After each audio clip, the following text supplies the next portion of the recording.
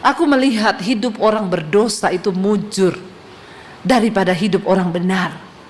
Sia-sia aku menjaga hidupku ini kudus, sia-sia aku berbuat kebenaran, kalau pada akhirnya hidupku lebih menderita daripada orang berdosa. Kebenaran manusia di hadapan Tuhan itu seperti kain kotor. Kain kotor. Tidak ada kebenaran kita di hadapan Tuhan seperti kain kotor. Ayub berkata, aku ini benar, tidak ada kecurangan, tidak ada alasan untuk engkau melakukan yang tidak adil kepadaku. Kenapa Tuhan selalu tertarik kita ini berdamai dengan diri sendiri? Karena untuk berdamai dengan dirimu sendiri, tidak ada orang lain yang bisa paksa kau selain dirimu sendiri dengan Tuhan. Biar pendeta tidak bisa paksa kau. Tidak bisa. Orang mau cerai, pendeta bilang jangan cerai. Kalau dia tetap mau cerai, tidak ada yang bisa tahan. Tapi ketika engkau berdamai dengan dirimu, dengan keadaanmu, maka Tuhan akan memampukan engkau melakukannya. Saya mulai melihat pintu-pintu mujizat Tuhan bukakan. Dalam setiap masalah yang yang Tuhan izinkan terjadi, itu pasti ada rencana dan maksud Tuhan di dalamnya. Katakan. Yang penting kita tetap memilih berespon dengan benar. Terima kasih Bapa. Biar hari-hari ini Engkau terus bawa kami melekat kepadamu ya Tuhan, agar iman kami tidak tergoyahkan, tapi hati kami semakin teguh melekat dengan Tuhan. Apapun tantangan, apapun masalah, persoalan, badai yang harus kami hadapi di hidup ini, ajar kami percaya bahwa Tuhan turut bekerja mendatangkan kebaikan di hidup kami. Urapi hamba-Mu yang tidak ada apa-apanya, urapi setiap kami. Dalam nama Tuhan Yesus, kami buka hati bagi firman Tuhan. Sama-sama katakan amin. Tepuk tangan buat Tuhan Yesus. Saudara silahkan duduk. Shalom.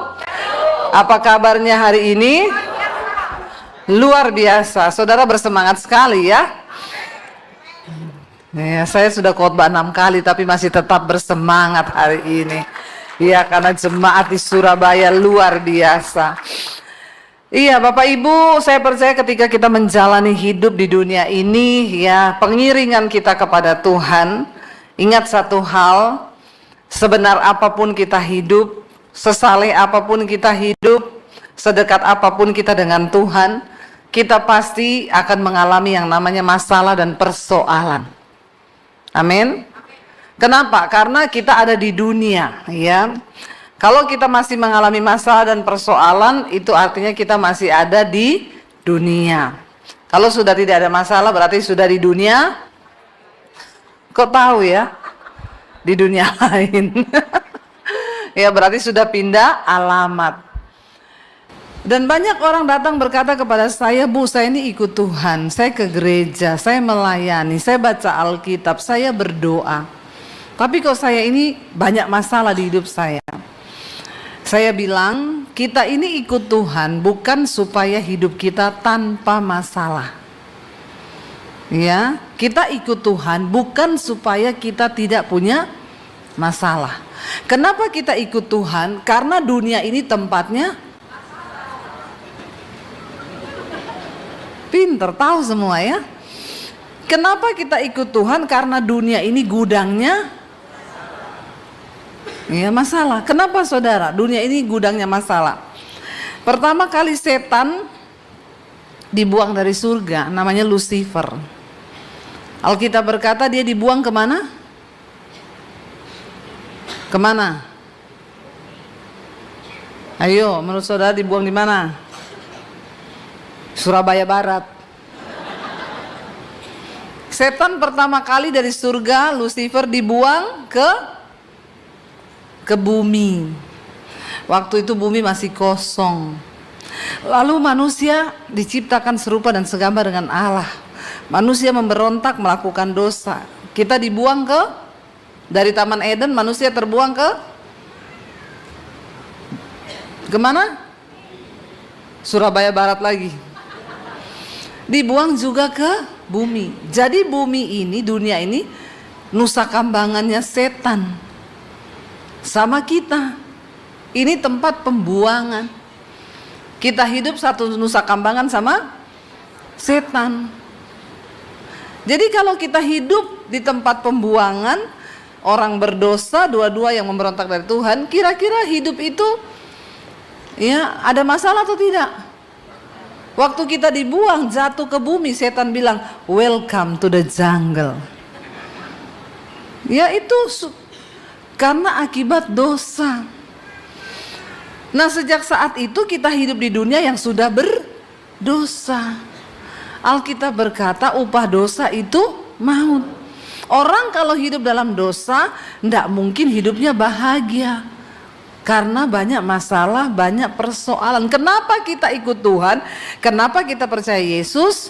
Supaya ketika kita menghadapi masalah, kita punya kekuatan. Jadi jangan dibalik-balik doktrinnya. Kita ikut Tuhan bukan supaya tidak ada masalah.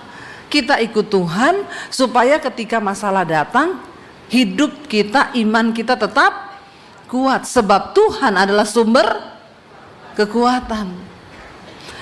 Saudara, saya membaca kitab Ayub adalah kitab yang sangat luar biasa. Bagaimana kisah seorang manusia itu mengalami ujian yang begitu hebat. Kalau saudara sudah membaca kitab Ayub ini secara teliti, satu pasal, satu kitab dari Ayub ini, saya yakin saudara tidak akan mudah mengeluh, saudara tidak akan mudah bersungut-sungut, saudara nggak akan baper koper bagasi lagi, ya bawa perasaan korban perasaan toh, baper koper bagasi, bahagia nggak sedih iya. Orang itu kalau hidup selalu baper koper, ya hidupmu nggak bahagia, sedih iya. Kita tidak akan menjadi orang yang merasa aku kok masalahnya berat banget. Ketika saudara sudah membaca kitab Ayub ini. Siapa yang sudah baca selesai kitab Ayub? Kitab Ayub toh, saya nggak tanya dari Kejadian sampai Wahyu. Kitab Ayub toh siapa? Ampuni mereka Tuhan, karena mereka tahu apa yang mereka lakukan. Saudara, semua kitab yang ditulis di Alkitab ini penting. Ada nilai, ada makna, ada hikmah. Bagaimana mungkin kita bisa menemukan kekuatan dan pesan dari firman Tuhan kalau membaca saja aku sulit? Baca Alkitab, baca. Waktu saya baca kitab Wahyu ini, kitab Ayub ini, saya benar-benar meneliti, saya benar-benar kagum dengan pribadi Ayub. Waktu kita membaca maka kita menyadari bahwa saya baca gila, Ayub itu mengalami pergumulan yang tidak ada satu manusia pun yang pernah mengalami yang sama dengan apa yang dialami Ayub.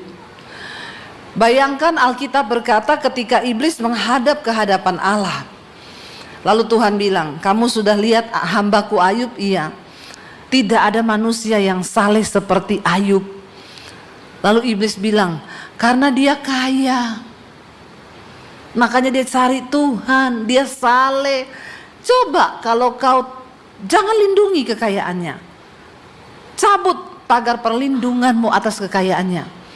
Memang saudara, banyak orang kalau keadaannya baik, dia kaya, punya uang, ya bisa gampang dekat Tuhan. Tapi banyak orang ketika miskin, ya dia menjauh dari Tuhan. Sebaliknya itu tergantung respon kita. Ya, tapi ada juga yang udah miskin dekat Tuhan ada. Ada yang miskin sombong lagi, jauh dari Tuhan. Ketika iblis berkata karena dia kaya, Tuhan bilang, ya udah coba aku cabut pagar perlindunganku atas kekayaannya. Silakan kamu uji Ayub. Waktu Tuhan cabut pagar perlindungan atas kekayaan Ayub, saat itu juga Alkitab berkata, datang anak buahnya Ayub lari-lari. Bos mau laporan. Kami ini lagi mengembalakan kambing domba ternakmu di perkebunan milikmu. Tiba-tiba datang orang, dicuri semua yang kau punya, bahkan diambil alih semuanya. Mereka itu segerombolan orang yang sangat menakutkan. Semuanya mati terbunuh, cuma aku yang hidup. Ayub kaget. Hah? Belum sempat tanya, datang lagi satu lari-lari. Bos, saya mau laporan. Anak-anakmu lagi makan dan minum bersenang-senang. Tiba-tiba datang angin puting beliung, rumahnya roboh, anakmu semua mati. Dalam waktu yang bersamaan Ayub kehilangan harta, rumah, dan semua anaknya mati. Kira-kira kalau saudara jadi Ayub, berat nggak saudara apa yang dialami? Banget, nget. Tapi dalam semuanya itu Ayub itu menengadah kepada Tuhan. Dia bilang apa? Tuhan yang memberi, Tuhan yang mengambil, terpujilah Tuhan. Coba saudara kalau uangnya ditipu orang, saudara bilang apa? Puji Tuhan. Tuhan yang memberi, Dia yang mengambil. Terpujilah nama Tuhan, terkutuklah kau. Ya Pak ya? Ngaku ya? Nggak gampang saudara, nggak mudah. Ya, ketika uangmu dibawa lari orang, ditipu orang, apakah kau berani berkata, puji Tuhan, aku mengampuni? Ada yang pernah mengalami uangnya dibawa lari orang? Belum? Semoga ada ya. Supaya saudara merasakan. Karena kita ini harus diuji dalam segala bagian di hidup kita. Ya. Saya dulu pernah berdoa gini, Tuhan saya ini hampir semua ujian sudah saya lewati, kecuali satu, uang saya dibawa lari orang tuh belum pernah. Baru saya ngomong begitu saudara, saya renovasi studio, uang saya 300 juta dibawa lari. Saya bilang, Tuhan kan saya cuma ngomong gitu ya, jangan dipraktekkan langsung lah Tuhan. Maksudmu tuh apa toh? Benar saudara, siang, malam, pagi, sore saya ingat terus. Hati saya panas, saya jengkel, kehilangan damai sejahtera. Saya WA, balikin duitnya, balikin duitnya, balikin duitnya. Stres saya. Sampai Tuhan itu bicara satu kali, kamu kalau ada orang konseling bilang dia ditipu orang, jawabanmu apa ke orang itu?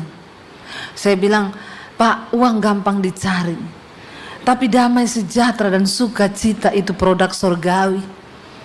Jadi daripada Bapak meratapi uang itu, lebih baik Bapak lepaskan pengampunan saja, karena uang bisa dicari. Tuhan bilang, lah sekarang kamu mengalami itu, kamu bisa nggak melakukan yang kamu nasihatkan sama orang? Saya bilang, kalau dia kan kaya Tuhan, duitnya banyak. Kalau saya ini duit pas-pasan ditipu begini, ya harus balik duitnya. Iya Pak ya saudara? Semangat sekali ngomong iyanya. Pengalaman pribadi ya Pak. Iya, tidak mudah saudara, jujur loh. Seringkali pengkhotbah itu pinter mengkhotbahkan tapi melakukan sulit. Itu juga saya ini, saya mengaku di hadapan saudara biar enteng ya. Tapi ketika Tuhan suruh, akhirnya saya enggak tahan, ya udah saya lepaskan pengampunan. Saya bilang, oke Tuhan, aku mengampuni. Lalu Tuhan desak saya, ketik WA orang itu, ketik WA bilang, aku mengampunimu dan aku melupakan. Kalau mengampuni iya Tuhan, kalau melupakan belum. Enak aja, 300 juta tuh banyak loh. Menurut saudara banyak enggak? Saudara, tapi Tuhan dorong saya untuk melakukan itu. Akhirnya saya ketik, saya sekalian curhat sama dia. Mumpung sudah WA terakhir, saya bilang, saya itu kepahitan sama kamu, saya kecewa sama kamu, saya sakit hati sama kamu, terkutuk kau. Ya. Tapi hari ini Tuhan tegur saya tidak boleh kepahitan. Jadi saya lepaskan pengampunan kepadamu. Mau saya kirim, Tuhan bilang tambahi di situ, dan aku melupakan semuanya dan uang itu tidak akan aku tanya lagi. Saya bilang, ih Tuhan, kalau itu tunggu ya Tuhan. Siapa tahu masih bisa atur damai. 300 juta kalau dia cicil 100 ribu per bulan, 30 juta 30 tahun selesai. Walaupun sudah jenggotan kan. Tapi enggak apa-apa, masih bisa diatur damai. Saya nggak akan maksa dia, sesuai kemampuan dia bisa bayar. Tuhan bilang enggak bisa. Kamu harus lepaskan pengampunan dan melupakan, enggak usah ingat uang itu. Jadi saya ketik, dan saya melupakan semuanya, dan mulai sekarang saya tidak akan tanya lagi uang itu. Tangan saya bergetar seperti orang Parkinson. Antara emosi bercampur dengan kedagingan dan hawa nafsu, tapi keinginan roh juga. Saya kirim saudara. Besok iblis bilang, tanya coba duitnya udah ada belum? Memang tuh setan itu ya. Saya ambil HP, saya mau ketik kan, saya baca masih ada di kolom kan. Dan mulai sekarang saya tidak akan tanya lagi perihal uang itu. Ternyata Tuhan suruh saya ketik begitu supaya kalau saya mau chatting dia, udah saya pasti baca lagi itu. Jadi tidak jadi. Saya lepaskan pengampunan, saya berusaha berdamai dengan diri sendiri. Dengan dia sudah saya belajar ikhlaskan, tapi dengan diri sendiri ini tidak gampang. Saya sekarang berurusan dengan diri sendiri. Kenapa Tuhan selalu tertarik kita ini berdamai dengan diri sendiri?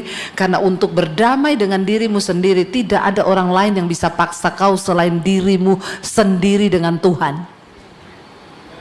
Biar pendeta tidak bisa paksa kau. Tidak bisa. Orang mau cerai, pendeta bilang jangan cerai. Kalau dia tetap mau cerai, tidak ada yang bisa tahan. Tapi ketika engkau berdamai dengan dirimu, dengan keadaanmu, maka Tuhan akan memampukan engkau melakukannya. Saya berdamai dengan diri saya sendiri. Saya mencoba menerima semua kenyataan pahit itu. Tidak boleh Debbie, kamu sudah melupakan. Tidak boleh kamu ingat lagi. Dalam nama Yesus, tiap hari saya tengking diri saya. Saya nggak perlu menengking lagi tuh orang yang berhutang. Kenapa? Karena kau tidak akan pernah bisa mengubah orang lain, tapi kau bisa mengubah dirimu dan caramu berespon terhadap setiap persoalan yang datang di hidupmu. Amin. Kita tengking orang lain tidak bisa saudara. Orang kamu tengking dirimu sendiri aja tidak bisa, tengking suamimu aja tidak bisa. Benar nggak? Kita pengen suami berubah, pengen istri berubah. Apakah kita bisa tengking-tengking dia? Tidak bisa. Yang ada malah berantem. Jadi lebih baik tengkinglah dirimu sendiri supaya engkau berdamai dengan diri sendiri, berdamai dengan keadaan, dan mulai belajar bersyukur sama Tuhan. Saya belajar melepaskan pengampunan. Tiap hari ketika setan ingatin 300 juta loh, dalam nama Yesus, mata duitan, tidak usah diingat-ingat. Amin. Karena kekristenan itu adalah perjuangan melawan dirimu sendiri, bukan melawan orang lain. 1 minggu kemudian saudara, Tuhan mulai menyatakan mujizat di dalam ketaatan. Saya ini mau beli mobil harganya 350 juta. Saya sudah DP 10 juta. Tiba-tiba ada bapak-bapak WA, Ibu Debbie saya mau minta maaf. Biasanya kalau ada WA masuk begitu, ya langsung cepat-cepat saya hapus. Karena kalau minta maaf itu biasa langsung, saya boleh pinjam uang? Itu terusannya. Nggak ada yang lain ya, apalagi kalau kayaknya masih ingat saya enggak. Sudah 10 tahun nggak ada kontak, tiba-tiba masih ingat saya enggak. Ini horor. Saya langsung bilang, kebetulan saya amnesia ya 1 tahun terakhir ini. Jadi saya nggak ingat orang-orang dari masa lalu saya. Memori masa lalu hilang dari saya. Oh begitu ya, iya saya nggak ingat kamu. Soalnya lanjutannya nanti biar tali silaturahmi tetap terjaga, pinjam dulu 10 juta. Langsung saya balas, mending putuskan saja tali itu. Jangan ada tali di antara kita. Menyakitkan itu sayang. Jangan ya Dek ya, jangan. Itu menyakitkan. Nggak bisa Yura, nggak bisa. Saudara, ya. Dia bilang gini, Bu saya mau minta maaf. Lanjutannya ada, Tuhan suruh saya beliin ibu mobil. Ya kan? Saudara, apakah itu kebetulan? Kalau saya tidak melepas pengampunan dan melupakan uang itu, saya tidak akan lihat mujizat itu. Orangnya nggak saya kenal. Saya cuma balas, kok Bapak bisa tahu kalau saya lagi mau beli mobil? Ya nggak tahu, Tuhan suruh saya aja nih. Saya nggak pernah cerita sama siapa-siapa loh, kita mau beli mobil, lagi inden mobilnya, baru DP 10 juta. Ya udah Bu, itu mobil saya yang bayar. Dari situ saya mulai melihat pintu-pintu mujizat Tuhan bukakan. Dalam setiap masalah yang yang Tuhan izinkan terjadi, itu pasti ada rencana dan maksud Tuhan di dalamnya, katakan. Yang penting kita tetap memilih berespon dengan benar. Ketika Ayub mengalami penderitaan yang begitu hebat saudara, Ayub Ayub itu menderita bukan karena berbuat dosa, tapi Ayub menjadi berdosa karena dia menderita penderitaan yang berat. Ayub itu menderita bukan karena berdosa, tapi Ayub menjadi berdosa karena penderitaan. Ada orang-orang yang tadinya setia sama Tuhan, tapi penderitaan membuat dia berdosa. Ayub akhirnya mulai berkeluh kesah sama Tuhan. Dia bilang, Tuhan, kenapa engkau itu curang? Kenapa pengadilanmu tidak adil? Aku ini tidak pernah bikin dosa. Aku tidak pernah meniduri gadis-gadis muda. Aku tidak pernah telat bayar uang gaji pegawaiku. Aku tidak pernah telat bayar persembahanku, perpuluhanku. Aku bayar semua tepat pada waktunya. Aku tidak pernah menindas orang yang miskin. Aku tidak pernah merampas hak janda-janda. Aku ini setia di hadapanmu Tuhan. Tetapi kenapa engkau berlaku kejam terhadap aku? Ayub menjadi berdosa karena dia sudah menganggap dirinya benar di hadapan Tuhan. Siapa yang berhak menilai kita ini benar? Cuma Tuhan. Bahkan kita sendiri nggak bisa berhak menilai kita ini benar, karena Alkitab berkata kebenaran manusia di hadapan Tuhan itu seperti kain kotor. Kain kotor. Nggak ada kebenaran kita di hadapan Tuhan seperti kain kotor. Ayub berkata, aku ini benar, tidak ada kecurangan, tidak ada alasan untuk engkau melakukan yang tidak adil kepadaku. Lalu Ayub mulai berkata begini kepada sahabat-sahabatnya, aku melihat hidup orang berdosa itu mujur daripada hidup orang benar. Sia-sia aku menjaga hidupku ini kudus, sia-sia aku berbuat kebenaran, kalau pada akhirnya hidupku lebih menderita daripada orang berdosa. Lalu saudara, Tuhan menegur Ayub lewat seorang sahabatnya. Ada 3 orang sahabat Ayub yang akhirnya dimurkai Tuhan. Tetapi satu sahabat Ayub yang berdiri di tengah antara 3 dan antara Ayub. Dia memberikan nasihat yang netral sesuai dengan isi hati Tuhan. Namanya itu Elihu. Ayub pasal 35. Kalau kita membaca judul perikopnya, Allah memperhatikan penderitaan manusia karena Ayub merasa Tuhan sudah gak memperhatikan dia. Maka berbicaralah Elihu. Ya, Elihu bilang kepada Ayub, inikah yang kau anggap adil dan yang kau sebut kebenaranku di hadapan Allah? Kalau engkau bertanya, apakah gunanya bagiku? Apakah kelebihanku bila aku berbuat dosa? Ayub berkata, jadi buat apa aku ini selama ini hidup benar? Ya mending aku jadi orang berdosa aja. Percuma aku mempertahankan semua kebenaran. Ada satu anak Tuhan, dia bertobat, dia terima Yesus. Dulunya dia itu main musik di tempat dugem, di nightclub. Lalu ketika dia mengalami pencobaan di dalam hidupnya, dia bilang, percuma loh, teman-temanku yang tetap ikut dunia, sekarang mereka sukses loh. Tapi aku, apa yang aku dapatkan? Seringkali kita lupa saudara. Dan akhirnya dia bilang, ya kalau memang hidup seperti ini, ya mending aku balik lagi ke dunia dulu. Hidupku aman. Saya bilang, kau bilang aman dari mana? Cuma dari segi uang kan? Berarti hatimu masih melekat kepada uang. Ketika orang ikut Tuhan sungguh-sungguh, seringkali Tuhan akan izinkan kita gak punya uang, tapi hati kita tetap damai karena kita menaruh harapan kita hanya kepada Tuhan. Jangan bilang saya tidak mengalami saudara. Kenapa saya bicara? Karena saya pernah mengalami. Saya pernah hidup tanpa uang 1 sen pun. Saya pernah hidup tanpa 1 orang pun yang bisa saya harapkan. Di situ saya hanya belajar untuk bergantung kepada Tuhan. Dan tidak sedikit pun saya berkata Tuhan itu jahat. Saya berdoa minta kemampuan agar saya bisa melewati hidup. Karena saya percaya semua kita yang ikut Tuhan, kita semua harus mengalami yang namanya proses. Proses itu tidak enak. Tapi tidak usah protes waktu diproses. Jalani aja hidupmu. Kenapa? Karena kalau kau kebanyakan protes, bisa jadi nanti protesmu itu berubah menjadi dosa di hadapan Tuhan.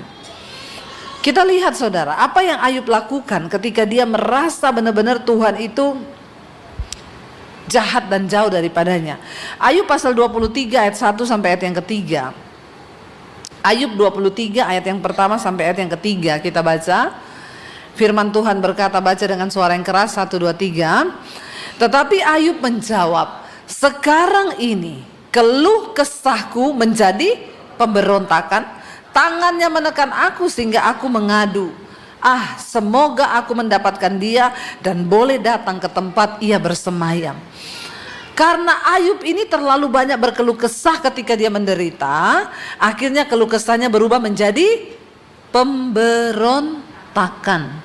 Bahaya saudara. Makanya ketika diproses, ndak usah banyak protes, apalagi banyak berkeluh kesah. Berkeluh kesah itu sama dengan bersungut-sungut.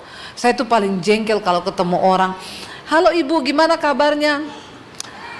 Hidup bu, anakku itu begini. Belum lagi mantuku itu begini. Yang namanya suamiku itu, aduh saya ini sudah bingung bu. Itu suami saya begini. Pusing bu hidup saya ini, hidupku berat ibu. Saya bilang, jadi ibu mau mati aja? Nggak mau, tetap mau hidup. Kalau kau mau hidup, daripada kau berkeluh kesah yang pada akhirnya menjadi dosa, lebih baik bersyukur. Belajar kalau ketemu orang, gimana kabarnya? Luar biasa, ada masalah? Banyak. Tapi aku tak bersuka cita sebab Tuhan adalah kan sama aja saudara. Kau berkeluh kesah gak akan merubah keadaanmu. Tapi ketika kau bersuka cita memperkatakan firman, justru itu menimbulkan satu kekuatan bagimu. Amin. Karena ucapan itu adalah doa. Hati-hati. Ya mending begitu, belajar ketemu orang. Tolong ya ibu-ibu yang suka mukanya cemberut, kalau ketemu anak, ketemu siapa, gimana? Mama ini begini, ini mama. Kau tahu tidak? Begini. Ayo kita belajar bersyukur, jadi orang yang kuat di dalam Tuhan. Ayub berkata, tetapi sekarang ini keluh kesahku berubah menjadi pemberontakan. Dia menuduh Tuhan jahat, dia menuduh Tuhan tidak adil, dia menuduh Tuhan curang. Dia berkata, di mana keadilanmu Tuhan? Kenapa kau kejam terhadap aku? Saudara, ketika engkau terus memberontak di hadapan Tuhan, engkau tidak akan menemukan jalan keluar, engkau tidak akan menemukan jawaban atas hidupmu. Sebaliknya, penderitaan, kesesakan, tekanan yang akan kita alami. Kita kembali ke Ayub 35 tadi saudara. Dia berkata, Elihu bilang, kalau engkau memilih untuk hidup dalam dosa, emang apa yang kau bisa buat Tuhan?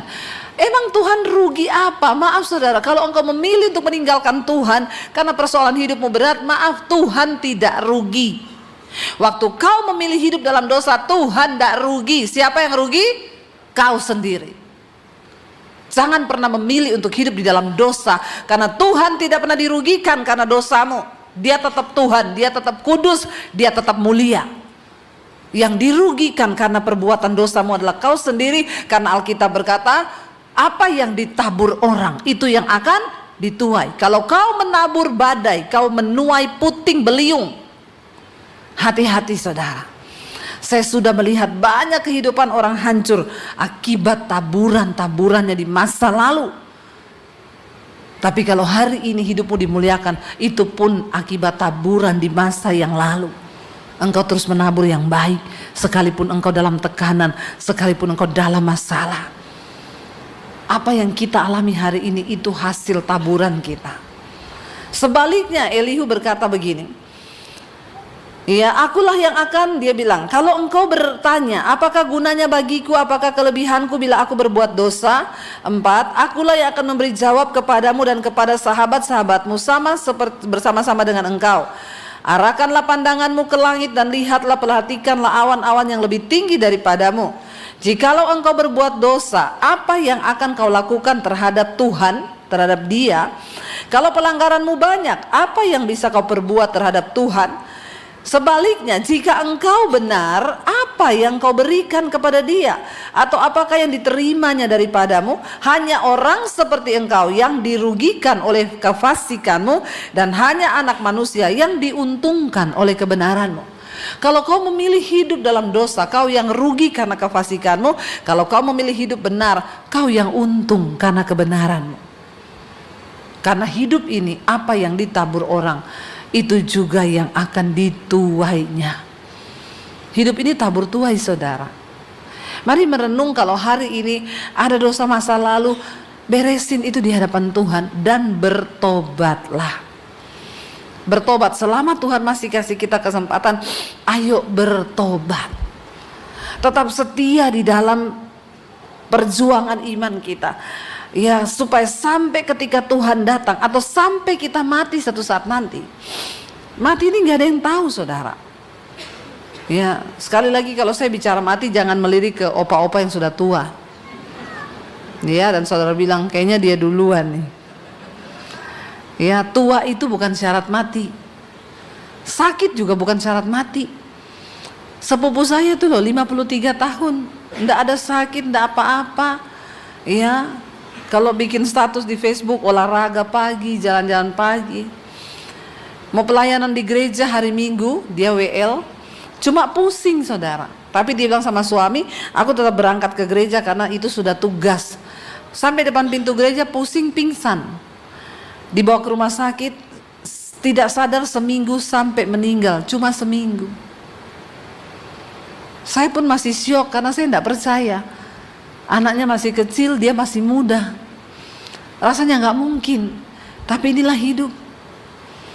Kita berapa waktu yang lalu kehilangan hamba Tuhan yang sering pelayanan juga di GSJS, Bapak Risa Solihin. Ya, nggak ada yang menyangka. Hanya sekejap tiba-tiba sakit, lewat dipanggil Tuhan. Tapi kalau dalam Kristus mati itu untung. Di dalam Yesus itu mati itu enak loh, saudara. Nggak percaya? Mau coba? Bener. Orang yang pernah mati bersaksi disuruh pulang, nggak mau semua. Saya berapa kali dengar orang kesaksian, Bu, saya pernah mati, Bu. Waktu itu Tuhan datang, Tuhan suruh pulang, saya bilang nggak mau Tuhan. Enak di sini, bener. Yang dalam Tuhan matinya, yang bertobat. Saya juga pernah mengalami, saya tidur nyenyak banget. Saya dibawa kayak satu taman, saudara. Di situ ada air enak. Lalu ada suara yang bilang begini, kalau kau tidur terus, ini kau lanjutkan, kau mati loh. Tapi memang saya nggak mau bangun, karena di situ ada perasaan damai, sukacita, enak sekali. Saya bilang, iyo, tapi enak banget ini. Tiba-tiba saya ingat, nanti suami saya kawin lagi. Saya bangun langsung, bangun saya. Ya, enak aja kau kawin lagi, bangun saya langsung. Ya, saudara, tapi memang benar. Ya, orang-orang yang pernah saya temui, yang pernah mengalami kematian, mereka bilang saya disuruh pulang. Kemarin saya ketemu satu bapak di Palembang, kena serangan jantung, lagi di gereja, lagi khotbah. Dibawa lari ke rumah sakit, dokter nangani dia sudah nggak sadar, sudah ngorok. Dia bilang, ibu, saya dibawa Tuhan, Bu. Indah banget, Bu, tenang, damai banget. Tuhan bilang, kau pulang ya, belum waktunya, belum waktumu. Saya bilang, nggak mau Tuhan. Tuhan bilang, pulang, nggak mau Tuhan. Ngeyel lo, pulang. Ujung ngeyel yuk. Akhirnya dia pulang. Di hadapan Tuhan orang itu ngeyel, suruh pulang. Tapi dia bilang, Bu, enak banget, Bu, di situ indah, Bu, damai, sukacita, perasaan tuh nggak bisa digambarkan. Karena dia anak Tuhan, dia hidup benar, takut Tuhan. Dia tapi bilang, tapi Bu, memang orang kalau mau mati, Bu, itu setan datang semua. Itu saya lihat dari yang jin besar, orang hitam, itu datang, Bu, mau berebut jiwa saya, Bu.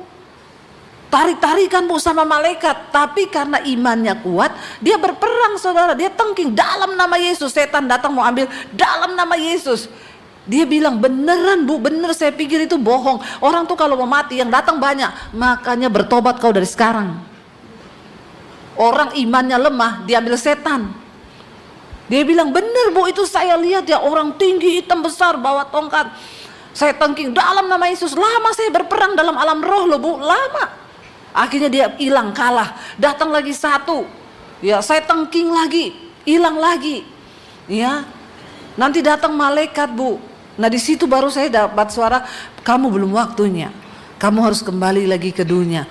Dia bilang, Tuhan di sini enak banget. Enggak, kamu harus pulang.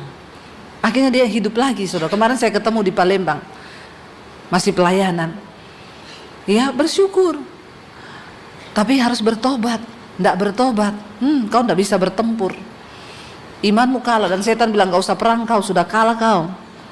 Kau itu tawananku, kau bersinah selama hidupmu, kau selingkuh selama hidupmu, kau utang tidak bayar. Hati-hati. Setan tahu tuh yang utang-utang tidak bayar itu. Bertobat ya, sebelum mati bayar utang, amin. Niat baik yang penting. Jangan kalau ditelepon nomor yang Anda tuju sedang bersembunyi. Orang Kristen tuh kebanyakan gitu, kalau mau pinjam uang manis. Hai say, halo cantik, apa kabar babe, pret. Ya, kalau giliran ditagih aja kau menghilang seperti siluman kau. Hati-hati loh saudara, bertobat. Bertobat. Kenapa? Karena hidup ini singkat. Apa yang kau tabur itu yang akan kau tuai. Kalau kau melakukan kebenaran, emang apa yang kau bisa berikan bagi Tuhan? Tuhan tidak untung karena kebaikanmu. Tuhan tidak untung karena kebenaranmu. Alkitab bilang siapa yang untung? Dirimu sendiri. Karena apa yang kau tabur itu yang akan kau tuai. Kau menabur kebaikan dalam roh, engkau akan menuai hidup yang kekal bersama dengan Tuhan. Karena itu mulai hari ini tanggalkan semua dosa, hidup dalam pertobatan, datang kepada Tuhan, rendahkan diri di kaki Tuhan, minta Tuhan turut bekerja untuk mendatangkan kebaikan di hidup kita, amin. Apapun tantangan yang harus kita hadapi saudara, percayalah, tidak ada satupun yang melebihi kekuatanmu sebagai manusia. Itu Tuhan yang ngomong, itu firman Tuhan yang katakan.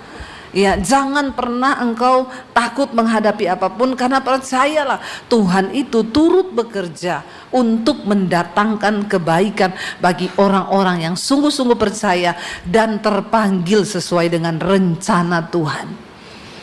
Jangan pernah mundur. Beresin hidupmu di hadapan Tuhan. Mau dibilang akan ada gempa besar, mega teras, hidup ini enak, ikut Yesus. Hidup oke, mati pun mantap jemaat sini ya. Udah siap mati semua mereka Tuhan. Tapi pastikan bersama Yesus. Bersama Yesus itu enak. Rasul Paulus bilang, aku bingung pilih yang mana, karena bagiku hidup adalah Kristus, mati sebuah keuntungan. Jadi Rasul Paulus bilang, aku bingung pilih yang mana. Dua-duanya indah. Entah hidupku ataupun matiku, semua adalah milik Tuhan. Bersama Yesus tuh indah saudara. Jadi nggak usah takut kalau hari ini ada berita akan ada mega trust datang, akan lempengan bumi ini bergoncang. Yang pertama ingat, Tuhan yang pegang kuasa atas semua lempengan bumi ini. Biar dibilang dia sudah waktunya bergerak. Kalau Tuhan bilang nggak jadi gerak, nggak jadi dia gerak. Tapi kalaupun Tuhan izinkan terjadi, ya kita siap aja. Kalau belum waktunya mati, ndak mati. Tapi kalau sudah waktunya mati, ya tetap. Jadi lebih baik siap-siap.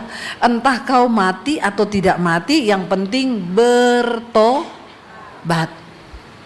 Hidup sungguh-sungguh dalam kekudusan, hidup sungguh-sungguh dalam kebenaran, supaya engkau melihat janji-janji Tuhan digenapi waktu kita hidup di dunia ini sampai kita hidup di surga kekal. Jangan cuma tunggu upah di surga kekal, kelamaan keles. Amin. Karena Tuhan berjanji upah itu juga dia bisa berikan selama kita ada di dunia ini. Siapa yang mau hidup mengalami berkat damai sejahtera, sukacita dan penyertaan Tuhan? Setiap manusia itu pasti punya keinginan. Siapa di sini yang punya keinginan? Keinginan apa aja? Angkat tangan. Yang tidak punya keinginan ini berarti robot. Kita semua pasti punya keinginan, dan tidak sedikit dari manusia yang hidupnya itu dikontrol oleh keinginannya. Tapi hari ini kita harus mengerti keinginan macam apa yang sedang kita buru, ya, supaya kita tidak salah. Karena pada akhirnya banyak orang binasa karena dia salah mengikuti atau mengejar keinginan di dalam hidupnya. Kita buka bersama dulu Yudas pasal yang pertama ayat yang ke-7 saudara. Baru dengar ayatnya saja kayaknya sudah menakutkan. Yudas ini jarang dibuka saudara ya. Mari kita lihat Yudas pasal yang pertama ayat yang ke-7. Firman Tuhan berkata di sana demikian. Sama seperti Sodom, baca sama-sama 1, 2, 3. Sama seperti Sodom dan Gomora dan kota-kota sekitarnya yang dengan cara yang sama melakukan percabulan dan mengejar kepuasan-kepuasan yang tak wajar, sehingga telah menanggung siksaan api kekal sebagai peringatan semua orang. Garis bawahi, kota Sodom sampai hari ini itu menjadi peringatan bagi semua orang. Kenapa demikian? Saudara yang belum tahu, tolong belajar lagi Alkitab. Api belerang turun atas kota itu. Mengapa Tuhan begitu murka dengan kota Sodom? Karena di dalamnya terdapat orang-orang yang hanya mengejar melakukan percabulan yang pertama. Yang kedua yang lebih berbahaya di sana dikatakan, mengapa Tuhan itu menurunkan api belerang membinasakan seluruh kota Sodom dan Gomora? Yang pertama, karena terjadi dosa percabulan di sana. Homoseksual, lesbian itu terjadi. Yang kedua, ternyata yang tidak kurang dan yang tidak kalah penting kita harus garis bawahi, kenapa Tuhan menghukum kota itu? Karena dikatakan di sana, dan mereka semua apa? Mengejar kepuasan-kepuasan yang tak wajar. Garis bawahi, mengejar kepuasan yang tidak wajar. Saudara, kepuasan jiwa manusia itu tidak akan pernah bisa diisi dengan hal-hal yang terlihat mata. Contoh satu, kekayaan. Kalau Anda berpikir bahwa Anda akan merasa puas di hidup ini waktu Anda punya kekayaan, uang, deposit, Anda menikmati segala kemewahan, maka Anda sedang tersesat. Katakan amin. Itu sangat-sangat menyesatkan, karena harta tidak akan pernah bisa membuat jiwa manusia puas. Saya mau tanya, seenak apapun makanan di depan kita, ada yang bisa makan 10 piring? Ada di sini? Kita makan sedikit aja sudah, aduh ya ini perut rasanya, mau sekaya walaupun saudara bisa bayar makanan semewah apapun, semahal apapun, kita manusia itu punya batasnya. Apalagi ya perut manusia itu ada batasnya. Sekaya apapun orang, kita banyak melihat kan rumah tangga hancur justru waktu kaya. Ada orang yang datang konseling, Bu Debbie, suami saya itu loh dulu miskin Bu, sama saya sama-sama berjuang dari nol, setelah kaya Bu selingkuh. Iya, kenapa seperti ini? Waktu dia masih belum punya apa-apa, dia berpikir kalau dia kaya dia akan bahagia. Ternyata ketika dia kaya, ada satu titik kejenuhan bagi manusia. Waktu engkau kaya, engkau akan merasa begini, oh jadi orang kaya itu cuma begini. Saya banyak ketemu orang-orang kaya yang kesepian. Mereka punya banyak harta, tapi jiwanya tuh kosong. Ada ibu-ibu yang berburu tas mahal, terus tiap hari harus beli tas. Kalau nggak beli rasanya alergi kulitnya. Ya, kalau sudah pakai tas mahal jalannya itu beda. Di Indonesia, di sini enggak ada. Enggak ada yang angkat tangan maksudnya. Ya, dia pikir kalau dia beli tas mahal yang ratusan juta gitu ya terus dipakai begini di Jakarta ini saudara. Masuk gereja itu jalannya beda, tangannya begini. Masuk pintu orangnya belum kelihatan, tasnya duluan. Kalau engkau berpikir bahwa barang yang bermerek dengan harga yang mahal bisa mengangkat harga dirimu, engkau sakit jiwa. Ya Pak ya? Saya mau di blacklist juga gak apa-apa Pak. Biar kita buka semua topeng-topeng kemunafikan orang Kristen di gereja. Maaf saudara, bukan barang mahal yang bikin harga dirimu naik. Saya mau pakai barang apa aja saya tetap pede. Kenapa? Yesus yang menjadi jati diri saya. Gak ada orang bisa bikin malu saya sekarang. Karena harga diriku tergantung pada Kristus, bukan pada barang yang saya pakai. Kasihan teman saya udah pakai asli dipikir palsu. Kepahitan loh. Dia pakai sepatu mahal yang puluhan juta. Dia bilang sama saya, Bu, itu cowok itu orang kaya, kenapa sepatunya sama kayak saya? Saya bilang, enggak, dia kos-kosan naik motor, nggak punya mobil. Masa dia bisa beli sepatu sama saya? Saya bilang, itu palsu, belinya di Jakarta Taman Puring. 700.000. Makanya saya lihat-lihat dia punya garis merah lebih panjang dia daripada saya. Saya bilang, itu malah lebih mahal loh Pak garis merahnya. Karena dia pakai asli, ada orang pakai yang sama, dia sibuk memperhitungkan itu asli apa palsu ya, sakit jiwa nggak?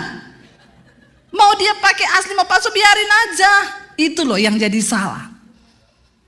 Saya tahu ibu-ibu yang pakai merek itu tiap saya datang langsung lirik tas saya, mereknya apa ya? Makanya saya lebih suka pakai yang tidak ada merek biar penasaran dia tasnya Bu Debbie ini berapa harganya ya, wah dia nggak tahu di 1 M, ember. Anda tidak akan pernah puas. Waktu Anda berburu yang begitu, Anda akan terus diikuti setan dan setan dan setan. Dan akhirnya kacau. Ada seorang bapak itu kok dia di konseling sama saya. Ceritanya ada seorang ibu, suaminya selingkuh. Dia datang kepada saya, Bu, suami saya berselingkuh, Bu. Saya ini kurang cantik apa? Istrinya sudah tarik benang, tarik kabel, tarik kawat. Ya, sampai kalau tersenyum aja susah loh, saudara. Karena nggak bisa ketawa kayak saya, nanti ting putus saudara. Waktu putus tiba-tiba mengkeret. Capcay deh hidup ini ya. Nggak usah banyak pencitraan. Bangun kecantikan batinia. Itu yang Tuhan lihat. Bu, saya kurang apa Bu? Cantik sudah. Tiap hari saya berdandan loh. Akhirnya satu saat saya bilang, saya pengen ketemu suami ibu deh. Saya nggak bisa dengar satu pihak. Ketemu suaminya bilang, Bu, bagaimana Bu saya nggak jengkel sama istri saya? Saya cukupi uang, tiap kali mau ke gereja minta beli tas baru. Kalau tasnya yang cuma 15 juta, 50 juta, oke lah, ibu tahu satu tas ratusan juta. Saya bilang, kamu kan kemarin udah beli yang itu, tapi kan udah dipakai, ya malulah dilihat orang saya udah pernah pakai. Saya bilang, ibu ternyata ibu yang sakit jiwa. Makanya suamimu selingkuh. Bertobat saudara. Kalau engkau berpikir kekayaan, brand, barang mahal itu bisa memuaskan jiwamu, engkau sedang tersesat. Kekayaan tidak akan pernah bisa puaskan orang. Karena itu banyak orang waktu miskin bisa setia ke istri, waktu kaya dia selingkuh. Kenapa? Dia mencari kepuasan yang tidak wajar. Ketika dia sudah dapat kepuasan kekayaan, ternyata jadi orang kaya cuma gini ya. Oh cuma gini toh jadi orang kaya. Jadi saudara, apa kepuasan yang sesungguhnya? Kenapa saya bilang ketika orang sudah menjadi kaya, dia pikir itu kepuasan sejati, lalu dia akan mencari yang tidak wajar apa? Seksualitas. Dia akan mencari pasangan yang lain karena dia pikir saya sudah kaya, ternyata juga rumah tangga saya nggak bahagia, istri saya malah tambah gila. Ya udah dia cari di luar kepuasan yang tidak wajar.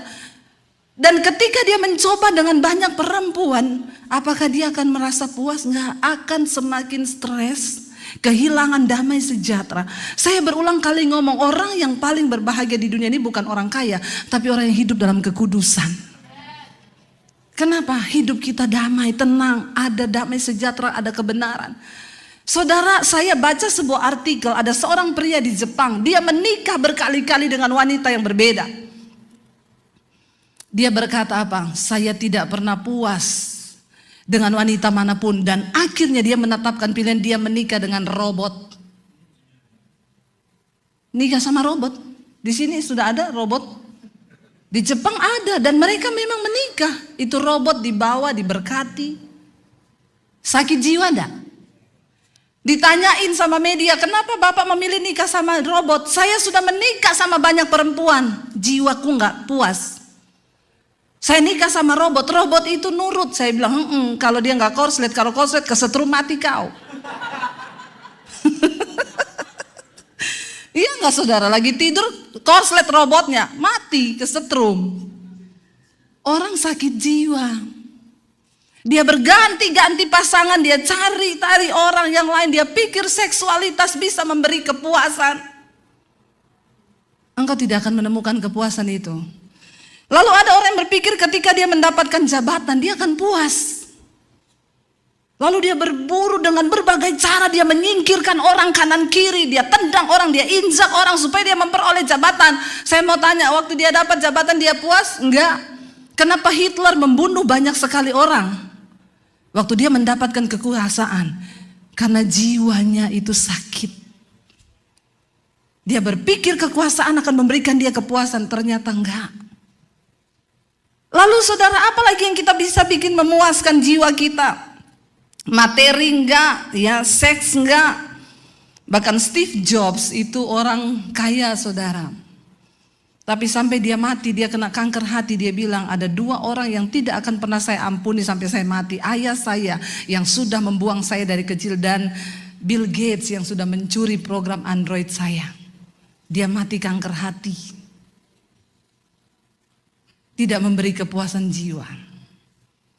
Pencapaian, popularitas bisa bikin orang puas? Enggak.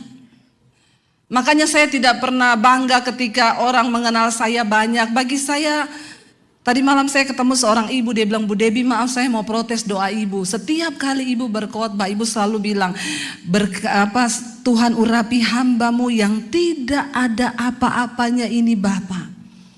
Maaf Bu, ibu itu bukan orang yang tidak ada apa-apanya loh. Ibu itu orang yang diurapi Tuhan. Jadi doa ibu mungkin bisa dirubah. Saya bilang maaf enggak. Itu untuk mengingatkan diri saya bahwa saya ini diangkat Tuhan dari yang tidak ada apa-apanya. Saya hanya sampah. Popularitas tidak akan pernah membuat engkau bahagia. Banyak orang menyanjung, tetapi jangan percaya sama pujian manusia, itu pret. Mari kita cari pujian Tuhan. Karena memang manusia mengecewakan. Tidak ada manusia yang bisa membuat Anda puas. Makanya dalam hubungan kita bersosial, ya pengertilah kalau ada orang yang bikin kita kecewa. Oh memang Alkitab udah bilang mengecewakan. Ada yang kepahitan sama pendeta. Pendeta itu juga manusia, punya rasa, punya hati. Jangan samakan dengan pisau belati. Saya juga manusia. Mau sebaik apapun saya, ada kelemahan saya. Kita nggak bisa mendapatkan semua kepuasan. Makanya saya sekarang mengajarkan kepada jemaat, nggak usah cari-cari pendeta, doa sendiri. Amin. Ada seorang subscriber yang hadir di sini 7 jam perjalanan dia menempuh ke tempat ini. Tadi dia bersaksi kepada saya, Bu, dulu saya dikit-dikit cari pendeta. Apa dikit telepon pendeta, apa dikit telepon pendeta. Tapi sejak saya dengar khotbah ibu, saya sekarang cari Tuhan sendiri. Engkau kecewa kalau cari pendeta. Ya jangan cari saya, jangan cari Pak Lukas. Ya apalagi Bu, suami saya bawa dalam doa Bu, namanya Bambang. Mana Bambang di sini? Bambang lagi. Ya. Saya tidak mungkin berdoa buat suamimu sambil menangis ibu. Tidak ada hubungan hati saya dengan suamimu. Makanya saya tidak mungkin, Tuhan jamah Bambang Tuhan. Suami saya lewat, siapa itu Bambang? Malah kita berantem gara-gara doa yang ibu-ibu titip sama saya. Tidak mungkin saya menangis buat suamimu. Hei bapak-bapak gak usah titip Pak Lukas. Pak doain istri saya Jenny Pak. Saudara bayangkan ketika Pak Lukas berdoa di rumahnya. Tuhan Jenny Tuhan. Bu Sherly lewat. Siapa itu Pak? Jangan titip-titip doa. Enggak ada pendeta bisa berdoa dengan hati Tuhan buat suamimu, buat istrimu, buat anakmu. Percuma engkau titip doa sama saya. Makanya saya bilang datang sendiri sama Tuhan. Doa yang engkau lahirkan dari hati dan iman itu yang mengetok pintu sorga. Sehingga Tuhan akan menjawab doa dan permohonanmu. Amin. Jadi jangan. Tidak ada yang bisa puaskan. Seks, harta, kekayaan anak-anak muda yang ada di sini. Jangan kau coba-coba seks. Karena ikut-ikutan orang, jaga kekudusan hidupmu. Ya, jangan ikuti dunia ini. Jangan, firman Tuhan berkata, jangan engkau berubah, jangan menjadi sama dengan dunia ini. Ya, cari sesuatu yang berkenan kepada Tuhan. Lalu saudara, kenapa saudara? Ya, kenapa sesuatu yang sifatnya fana dan harta terbatas, seks terbatas, tidak akan pernah bisa menguasai jiwa atau memenuhi kebutuhan jiwamu, kepuasan jiwamu. Kenapa? Karena jiwa ini tidak terbatas, sementara harta itu terbatas. Sekaya apapun engkau, satu saat itu bisa diambil Tuhan daripadamu. Saya melihat di masa pandemi ini banyak orang kaya digoncang. Dari sini mereka baru menyadari berarti nggak ada apa-apanya. Mau jual aset aja nggak laku. Jadi jangan taruh harapanmu pada sesuatu yang tidak kekal. Nah, kenapa harta, seks, jabatan, pangkat, popularitas itu nggak bisa isi sesuatu dalam jiwa manusia? Karena jiwa manusia itu nggak terbatas.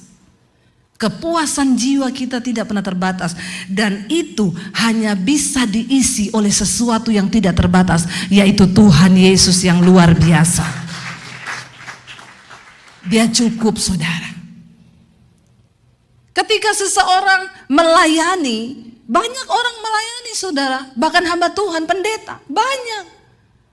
Dan semua motivasi pelayanan itu kan gak ada yang tahu, cuma Tuhan juga yang tahu. Waktu seorang hamba Tuhan melayani dengan sebuah tujuan uang, mengejar kekayaan, saya mau bilang, maka ketika dia sudah punya gereja besar, gedung gereja besar, depositnya banyak, dia akan berhenti melayani. Makanya kalau ada orang mau konseling, dia bilang, suruh saya itu pekerja sana, konseling itu. Tapi ketika kita melakukan itu karena kita mencintai Tuhan, maka semua yang Tuhan beri bonus itu, makanya kan kita sekarang banyak orang bertanya, Bu, itu pendeta sekarang kok udah gak pelayanan ya, udah gak ini ya. Saya memberitakan firman, tidak akan pernah berhenti saya memberitakan firman. Saudara mau marah sama saya, saudara percaya atau tidak percaya, tugas saya adalah memberitakan firman, karena itu panggilan hidupku. Kalau saya gak memberitakan firman, maka saya akan merasa kering. Kenapa? Kepuasan di jiwa saya membagikan hati Tuhan kepada jemaat. Saya mau dapat bayaran, gak dapat bayaran, itu tujuan saya. Awalnya YouTube itu, saudara, saya dapat di tahun 2019. Tuhan berkata jelas kepada saya, ambil alih dunia media untuk pekabaran Injil, cepet. Saya bilang ke suami saya, Tuhan bercara kepada saya, tahun 2020 aku akan berikan tuaian bangsa-bangsa. Saya bilang sama suami saya, aku dapat dari Tuhan gini. Apa yang harus kita lakukan ya? Aku mau bergerak cepat. Tuhan kayaknya suruh cepat. Siapa yang tahu akan ada pandemi 2020? Karena saya selalu bilang sama Tuhan, Tuhan, aku mau melayani bahwa aku berada di tempat di mana Tuhan berada. Karena saya tahu Tuhan tuh bergerak. Jangan sampai kita melayani, kita pikir kita ngikut Tuhan, padahal Tuhan sudah sampai di ujung, kita masih diam di tempat. Karena banyak orang melayani tapi dia lari di tempat. Bahkan ada yang stop, menikmati. Saya bilang, saya tidak mau Tuhan, bawa aku di mana Engkau berada. Lalu saya dapat itu, Tuhan bilang cepat ambil alih dunia media. Saya bilang ke suami saya, Tuhan bilang begini. Suami saya bilang, kalau media berarti TV loh, nggak kepikiran YouTube. Berarti TV, ya udah kita datangi TV swasta di Jakarta. Saya tanya, kalau saya mau siaran di sini gimana? Oh, ibu harus siaran 10 episode minimal. Pakai studio kami, peralatan kami supaya memenuhi standar TV. Bayarannya berapa? 1 episode 6 juta, 10 episode 60 juta. Saya tanya, sudah pasti tayang? Belum. Keluar 60 juta belum pasti tayang. Waduh, mikir juga saya ya, kalau gitu ndak jadi deh. Saya bilang ke suami, gimana ya? Ya apalagi. Tapi saya bilang, Tuhan, saya mau loh, tapi buka jalan, apa yang harus saya lakukan? Satu kali saya pelayanan ke Bali. Di sana saya duduk ya di satu kafe dengan papi saya karena kita mau ketemu orang. Saya lagi duduk, ada orang syuting di kafe itu. Kebetulan produsernya duduk di samping meja saya. Saya tanya, Pak, ini lagi syuting apa? Lagi bikin TV, Bu. Di mana? Di YouTube. Oh, bisa ya? Dia sambil kerja jelaskin, oh iya sekarang kan semua artis beralih ke YouTube, Bu. Sekarang di YouTube itu lintas budaya, lintas agama, lintas benua. Saya nangkep. Jadi saya benar-benar bersemangat. Saya bilang, kalau gitu saya juga bisa ya. Dia sih sambil gini, ya semua juga orang bisa. Ibu punya konten apa? Saya bilang biasa aja, keles. Gak usah ngajak berantem gitu mukanya. Karena dia lagi buka-buka YouTube, saya bilang, coba Pak buka di nama saya, ketik di YouTube. Karena kan ada gereja yang udah mulai angkat-angkat khotbah saya. Siapa namanya? Saya bilang Debbie Basir. Dia ketik, klik, oh ibu pendeta, iya loh. Ini ada loh tayangan ibu yang nonton 100.000 loh. Ini siapa yang angkat Bu? Saya nggak tahu tuh gereja mana. Berarti ibu sudah punya nama loh di YouTube. Berarti bisa nih saya bikin. Lalu saya mulai tanya-tanya peralatan apa semua. Dia bilang pakai handphone aja. Ibu pakai iPhone sudah cukup. Saya pulang. Saya bilang ke suami, bisa kita bikin YouTube. Dapat nih saya. Terus pakai apa? Pakai handphone cukup. Apa iya, suami saya ngomong, apa lagi ini? Ayo kita mulai syuting. Kita syuting dengan peralatan seadanya. Waktu saya angkat satu khotbah dengan judul Akibat Dosa Tersembunyi. Sekarang yang nonton sudah jutaan. Itu orang bertobat saudara. Mulai dari pengerja, jemaat, semua sampai istri pendeta, pengakuan dosa. Saya baru lihat, ternyata memang benar Injil itu ya. Akhirnya saya tidak tahu, pertengahan 2019 kita mulai jalan, 2020 awal pandemi terjadi. Waktu saya bikin channel YouTube dulu, saya angkat di Facebook, tolong like dan subscribe.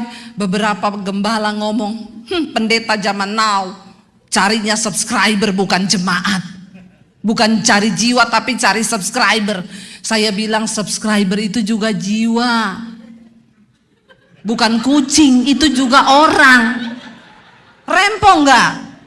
Begitu terjadi pandemi, semua WA saya, Bu, bantu cari subscriber dong. Saya bilang, jangan cari-cari subscriber, cari jiwa. Kita mesti mengalir dengan Tuhan. Ketika pandemi terjadi, saya waktu itu, Tuhan itu tuntun saudara. Ada tempat kecil di atas rumah saya, cuma besarnya 3x3 begitu. Saya suruh tukang, cepet kita buat studio di situ. Itu belum tanda-tanda pandemi. Tukang saya kerja, begitu selesai lockdown. Jadi kita sudah punya studio. Saya waktu mesbah doa pertama kali, ibu di sini ikut dari awal masih pakai handphone. Itu kenapa saya dapat mesbah doa, itu bukan konten yang kita cari. Tiba-tiba dari HP saya itu bunyi, ting, selamat Debbie Basir TV, Anda bisa live streaming dari HP. Saya pencet itu gambar kamera. Tiba-tiba udah live streaming di YouTube. Suami saya gini dari jauh, live streaming itu matiin. Saya lihat orang sudah masuk, Shalom Bu Debbie. Itu kan waktu tayangan mayat-mayat di TV ya, pas COVID. Shalom Bu Debbie, Bu, kita doa ya Bu, kita doa ya, kita takut apa yang terjadi Bu. Karena dia masih di keyboard, saya bilang nyanyi. Live streaming pertama masuk 2.000-3.000 orang. Mereka bilang, Bu, besok malam lagi ya. Dari Maret 2020 sampai hari ini mesbah doa tidak pernah bolong satu hari pun. Semua karena anugerah Tuhan. Ya saudara, ya saya mengucap syukur itu kalau kita ikut Tuhan tuh itu luar biasa. Ya, dan makanya saya bilang, kalau orang melayani hanya untuk kepuasan jiwa, cari uang atau apapun, dia akan berhenti stuck di situ. Padahal Tuhan itu bergerak. Nah, ketika pendeta stuck, jemaatnya mati. Tidak mengalami pertumbuhan iman lagi. Karena mereka nggak nangkep sesuatu yang dari Tuhan. Tuhan masih ada. Saya menemukan ada begitu banyak jemaat yang kering. Mereka tidak lagi mengalami Tuhan. Mereka beribadah hanya minggu ke gereja, pulang seperti zombie yang gak ada apa-apanya lagi. Bahkan udah gak pernah meneteskan air mata. Sudah kehilangan kasih yang mula-mula, rugi saudara. Apalagi menjelang akhir zaman ini kita harus semakin meneguhkan iman kita di dalam Tuhan.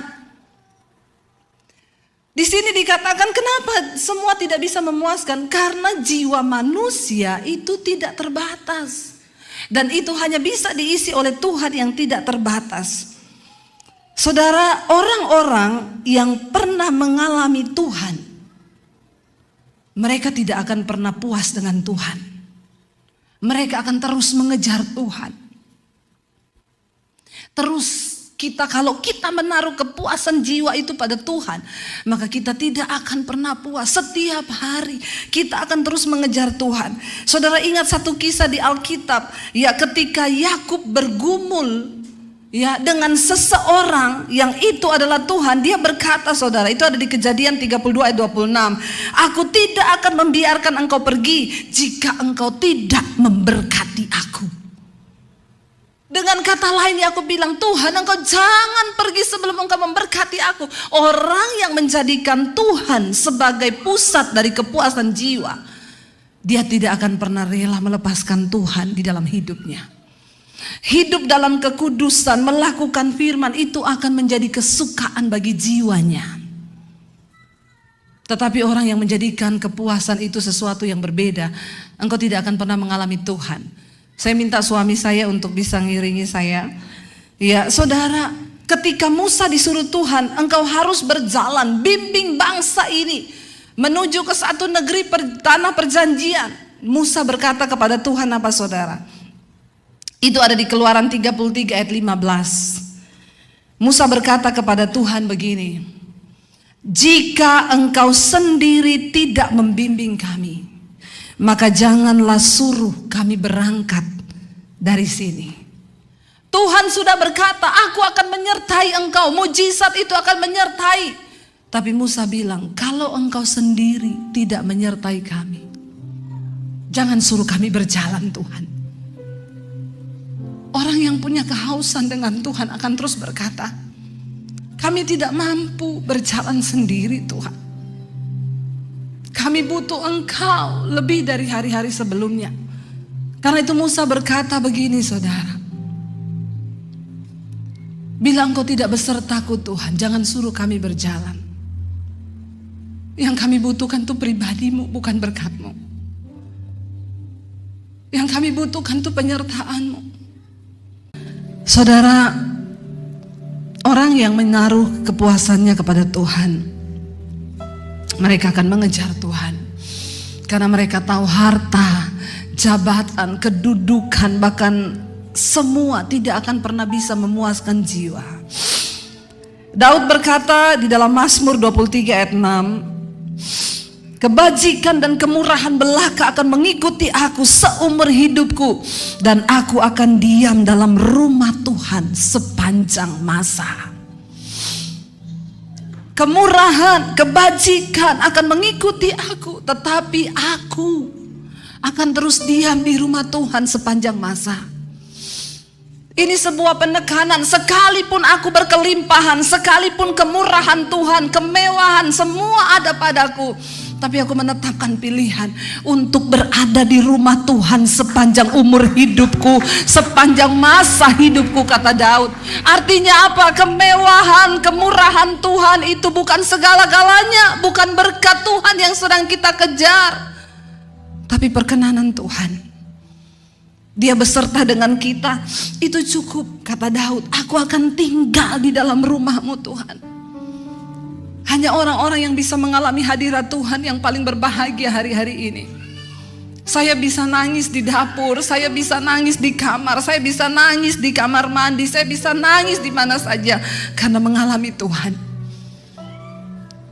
Betapa sedihnya kalau engkau hidup jauh dari hadirat Tuhan, saudara. Bahkan orang-orang yang berjalan bersama hadirat Tuhan, engkau akan mengalami teguran, tuntunan. Dan itulah yang terbaik bagi jiwa kita. Kenapa saudara? Saya ingin kita semua tahu hari ini. Mari kita baca sama-sama. Kita buka sama-sama ayatnya saudara di dalam 1 Petrus. 1 Petrus pasal yang pertama.